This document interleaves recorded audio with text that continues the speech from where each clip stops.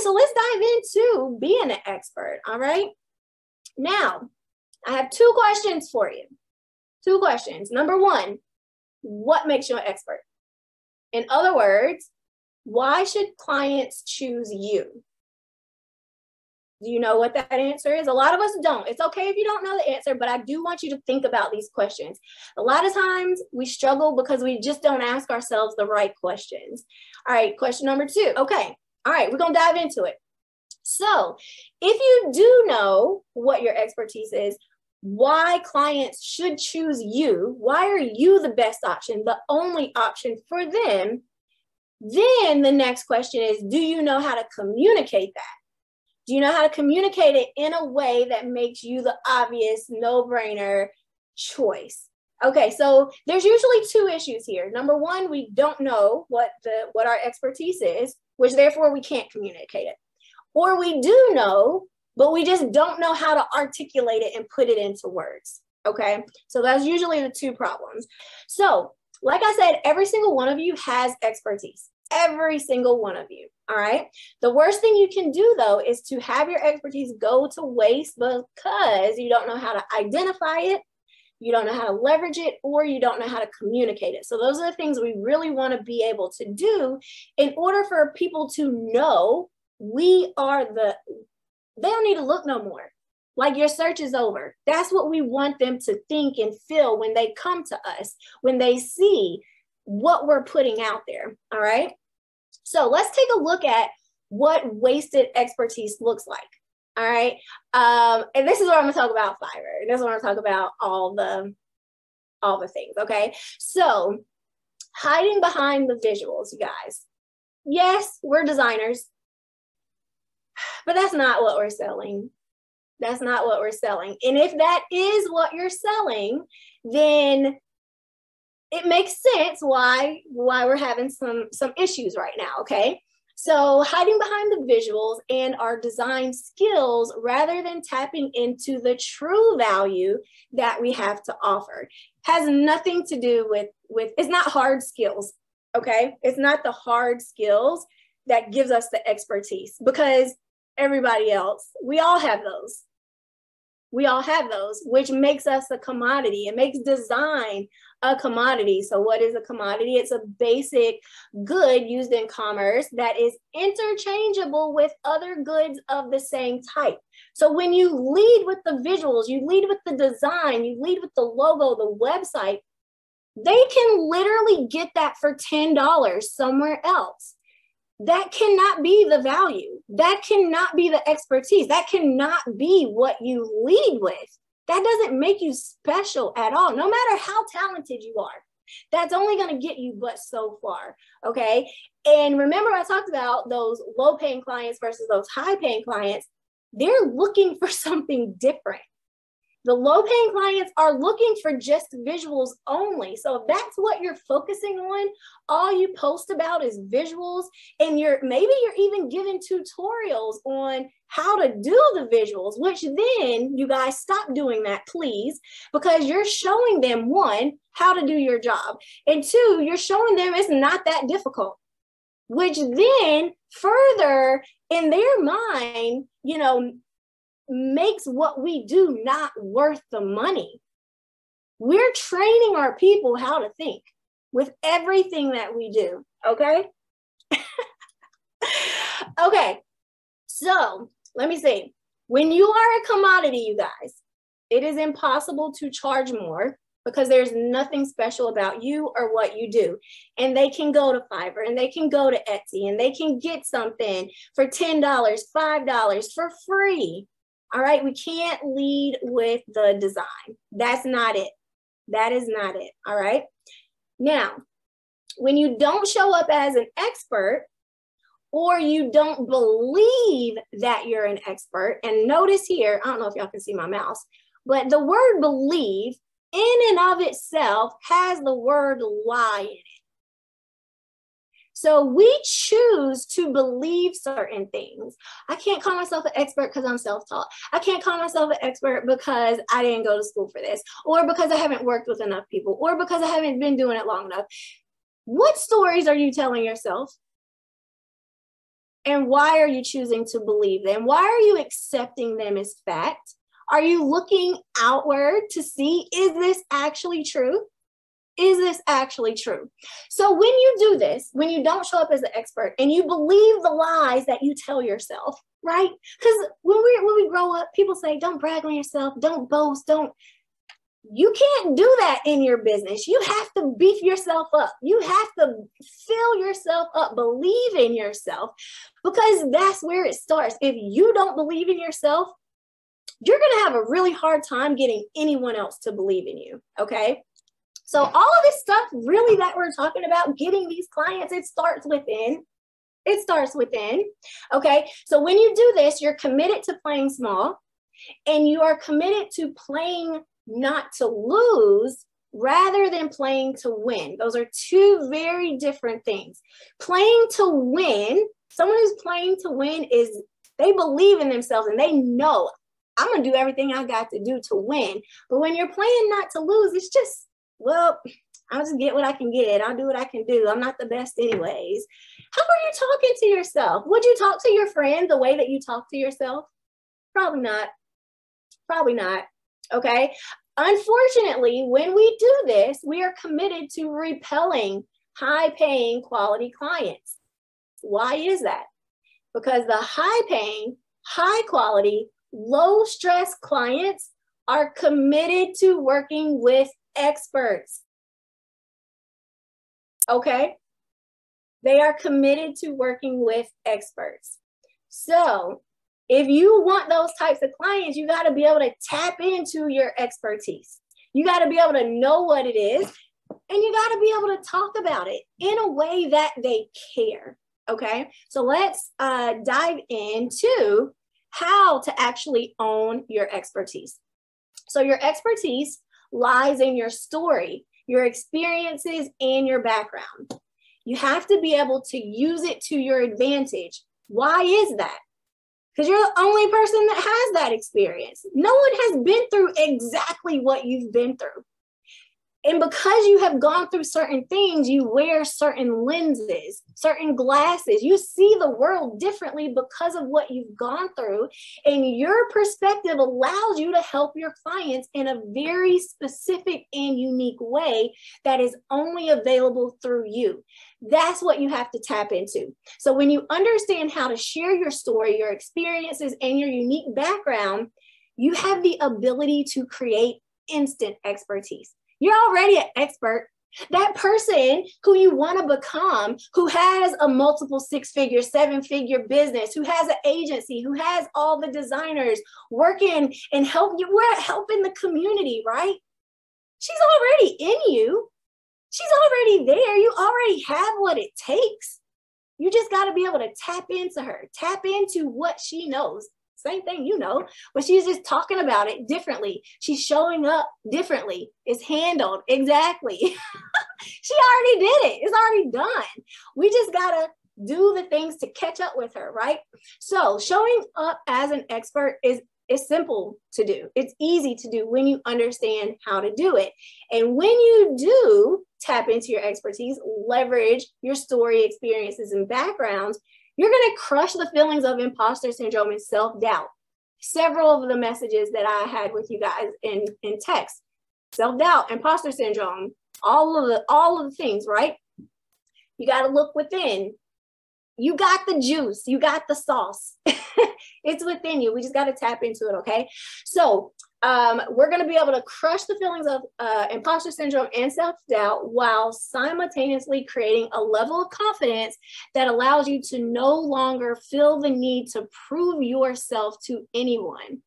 You don't have to prove yourself to the right people, because the way you show up and what you talk about, it shines through, okay? So it is critical that you understand every single moment in your life has led you to where you are today. And when you realize that your life events and your past experiences have molded and shaped you into the person you are, the way that you think, the way you help your clients get results, you're going to be able to own your own expertise. So everything in your background, everything that you have experienced in life is a credit to your unique approach to the way that you work in your business and the results that you are able to get for your clients. But it's not visual, you guys. You have to go beyond the visual, all right? Why do they want the visual in the first place? What are they trying to achieve? We got to tap into that. And I'm going to talk about that a little bit later, but just kind of getting the juices flowing. So I'm going to walk you through what I have called the PEP method system. The objective here is to identify your unique perspective. So a lot of us, sometimes we just don't go deep enough, and we don't think to relate, what has happened in our past to how we are actually able to help our clients. So PEP stands for personal, educational, and professional. So for each one of these, and you're not going to do it right now because I really want you to dive into this and brainstorm. But when it comes to your personal, what is it about your identity, your characteristics, the way you grew up, your interests, your hobbies, things that you've had to overcome, wins, literally nothing is off limits here, okay? So for example, for me, my personal, what I pull from my personal is I'm biracial. I basically been navigating identity my whole life. I've been training for this my whole life because when I was little, I had to figure out who do you need me to be so I could figure out how to act in front of you so you would like me. What is branding? It is that I have been training to do this my whole life. You have too, but you got to pull out what is it that you've gone through that makes you the best at what you do. Okay, so that's an example there for personal, educational, history, dynamic. Here we can, of course you have your degrees and all of those things, but I do want you to go deeper. Think about things that are not directly related to your work, to design, and that's where you're going to find the best value. Because what are the other designers thinking about? What makes me an expert as it relates to design? How are you taking what's happened in your life and making that make sense in the way that you help your clients? Okay. So for educational, history, or dynamic, so example of that would be, I went to HBCU. I was the first person to go to college in my family. And these are things that are going to help you to connect with prospective clients on a deeper level. It's not just, they want to know you're a real person. And when we can talk about our background in a way that they understand that because I went through this, I can help you. They can't get that from anyone else, all right? So what are your strengths? What are your skills? Any awards or achievements that you have that help you help your clients in some way, shape, or form? Lastly is professional. This is everything, y'all. I used to color pictures and we had a weekly yard sale and I would sell them at I've been an entrepreneur my whole life. Y'all probably have been too, but we don't think that far back or we don't give ourselves the credit because it's not significant enough. Yes, it is. Yes, it is. Okay, stop discounting yourself. So as a kid, your first job, teenage years, what did you do? Any special or unique skills that you've acquired, and especially jobs unrelated to design, okay? Now I'm going to break down how I leverage my own unique perspective, okay? So these are my examples, and I went through the same exercise. Everything that I'm sharing with y'all, I've done myself. I do myself regularly so that I can stay on top of things. And always, it's confidence, right? When you're constantly looking at why you're an expert, you're going to show up as such. Okay, so for the personal, for me, as I mentioned, I'm a biracial woman. So how does that help me help my clients? I've been navigating identity my entire life. And I kind of already said this. Early in childhood, I found myself learning people so I would know how to act around them and how they expected me to present myself. I spent my entire life conforming to what others wanted me to be. This gave me the unique perspective that allows me to help my clients uncover their true identity and of their brand, as well as how to position themselves as experts in front of their ideal clients. I've known how to do this since I was a little child. It's no wonder I'm able to do it as an adult in my business and help people get amazing results from it. What does that look like for you? Everyone has something. You just got to tap into it. So for educational, for me, what I really pull in is the empathy and the self-doubt aspect of my own educational background. So being the first in my family to attend college put a great deal of pressure on me. Having such high expectations on me played a big part in the self-doubt I experienced when I changed my major from the arts to the sciences. I was a visual art major, and my friends were, I got all A's. And I was so excited about it. Like, I was so proud of myself. And when I told them, they were like, well, how hard is it to get an A in art? I'm like, oh, okay. So like that, I let that crush me. And I changed my major because of it. When I was 17, I knew what I wanted to do, but I didn't have the confidence to pursue it. So that allows me to connect with people on such a deep level because I get it. I get it. That self-doubt, letting other people dictate the decisions that you make, I understand, but I've also gone through a process where I've been able to tap into my true self, and I help my people do that as well. That's one of my superpowers. What are your superpowers? So this unique perspective allows me to have empathy for my clients that are unsure on how to navigate their feelings of doubt while helping them gain clarity, focus, and confidence. For the professional, I have an unmatched attention to detail.